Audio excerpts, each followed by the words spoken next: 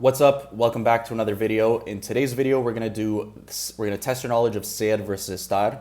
So I've got 10 examples here. In the first column, you see it's English, and the second column is the Spanish with a blank. So each English sentence uses the verb to be, and then in Spanish, that's either estar or ser. So your job is to fill in the blank with the correct conjugation of ser or estar, depending on if it's a state or a characteristic. That's the rule I like to use. So if it's a state, if it's to be as a state, then it's estar. And if it's to be as a characteristic, then it's ser. And then I have all the conjugations here. But yeah, the main point of this video is to familiarize yourself with when to use ser versus estar. So let's jump into the first example. We are from Mexico. Is that nosotros somos de Mexico or nosotros estamos de Mexico? Well, is that a state or a characteristic? Is where you're from a state, or is it a characteristic that you carry with you your whole life? It's a characteristic, so you'd use ser. So in this case, it's nosotros, so nosotros somos. So if you said somos, you were correct. And by the way, I would suggest you pause the video after I ask you the question so that you can try and get it on your own rather than listening to me give you all the answers. But yeah, next one is where is Juan? ¿Dónde blank Juan? So location is almost always estar. There's an exception to that rule. I don't want to confuse you, but for example, if you're saying the concert is in whatever stadium, you'd use ser, because I don't want to justify it. That's just something I've seen where, like, an event, the location of an event uses ser for whatever reason, but any other location where a city is located, even though that's permanent, a city is located in a country, you use estar. In this case, where is Juan? You use estar as well. You can think of that as his state, because Juan isn't always going to be wherever he is right now. So that's also another way of thinking of location, being estar. But like I said, there is that one exception when you talk about where an event is. You use es. El concierto es en el estadio. The concert is in the stadium. So where is Juan is donde está Juan. John is mad. They are annoyed. So Juan blank enojado, ellos blank enojados. So notice mad, annoyed, both of those are enojado. But that's not the point of this. What do we use ser here, or do we use estar? So is this a state or a characteristic? We're not saying that John is always mad and that they are always annoyed, that that's their characteristic or their personality trait. We're saying their current state is they're mad and they're annoyed. So we would use estar. So the correct conjugations would be Juan está enojado and ellos están enojados. Okay. Next example, they are musicians. So with this one, your profession, is that a state or a characteristic? I mean, people don't typically change their profession all the time. Typically, most people stay in a career for their whole lives. So in Spanish, we use ser to talk about career. So, or profession, or yeah, it's considered your characteristic. So if you're a musician, or in this case, they are musicians, it's ellos son músicos. So think of profession as like your characteristic. That's who you are. The movie is exciting. Okay.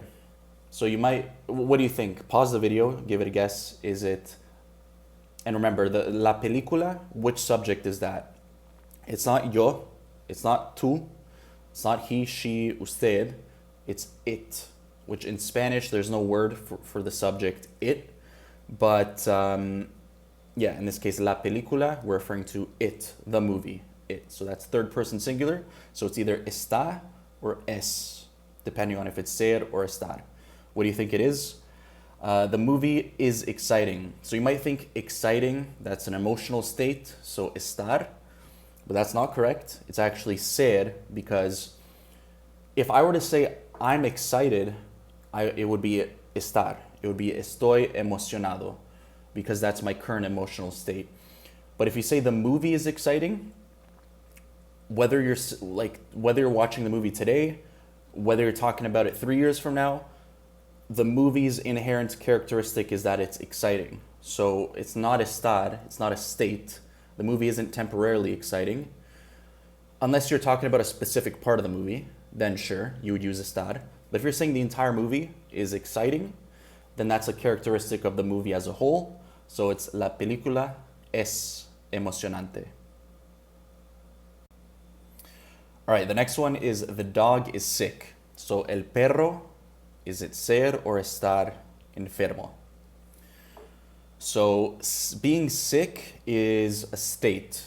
It's typically temporary. I mean, even if it was a terminal illness, you would still use estar. It's your state. It's not a characteristic. Now, if you were talking about the dog is sickly in general, like a sickly dog, it's always sick, then you'd use ser, but that's very rare. And you wouldn't use the word enfermo, which is sick. You would use a word like enfermizo. Anyways, I don't want to confuse you. We're saying the dog is sick. That's its state. So el perro está enfermo. Next one, the fish. This fish is delicious. Este pescado, is it ser or estar delicioso? This is one of those where I'd say, again, it can kind of go both ways. If we're saying this fish is delicious, and the context that we're assuming is like the fish right now that I'm eating, this one is delicious, then what do you think? Would it be ser or estar? It would be estar. You would say, este pescado está delicioso. You're talking about this right now, the state of the fish is delicious. But if you're talking about this fish, and the context is you're referring to like the species of fish, let's say you're talking about tuna, and you want to say that it's always delicious, like this species of fish is delicious in general, then that's its characteristic, and then you would say, este pescado es delicioso. But in this case, the context is, we're assuming the context is this fish that I'm eating right now is delicious, so it would be, este pescado está delicioso. The next example, the sky is clear. El cielo, blank, despejado. Is the sky always clear? Is that a characteristic of the sky? No. It's just the state today is that it's clear. So, el cielo está despejado. Next example, I am a teacher. So remember what we said, if it's your profession, it's yo ser. Yo soy maestro. Then the next example is the city is big. So is that a state? Is the city temporarily big? Or is that a characteristic? It's more of a characteristic. The city is big. That's just a characteristic of the city.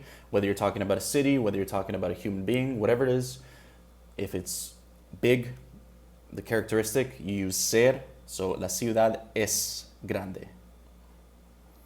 And the last one, St. Paul is in Minnesota. So remember, you might think that's a characteristic. That would probably make more sense. St. Paul, a characteristic of it is that it's a part of Minnesota, but with location all the time, except for that one exception about like where an event is, you use estar. So St. Paul está in Minnesota is the correct answer. Okay? So hopefully that kind of cleared up some confusions you may have had with ser versus estar. To this day, I make mistakes with it as an English speaker. It's hard because our minds are programmed to think about ser and estar as just to be. So don't worry too much about getting it perfect. But of course, it is important to practice it and get better at it. So just don't be a perfectionist. That's really the biggest issue I see when people try and learn a language is they don't let themselves speak or practice because they don't feel like they're good enough yet. But you'll either never become as good as a native speaker or it'll take you forever. And so there's no point in stopping yourself until you reach perfection. So nevertheless, I'm going to be coming out with more videos like this. So hopefully this was helpful and I will see you in the next one. Take care.